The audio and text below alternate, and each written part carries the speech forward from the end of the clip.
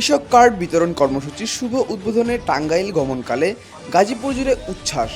হাজারো মানুষের ভালোবাসায় সিক্ত হলেন মাননীয় প্রধানমন্ত্রী জনাব তারেক রহমান। গাজীপুরের ভোগড়া বাইপাস থেকে শুরু করে নাওজর কোনাবাড়ি প্রতিটি গুরুত্বপূর্ণ পয়েন্টে মানুষের ঢল নেমে প্রধানমন্ত্রীর এক ঝলক দেখার জন্য।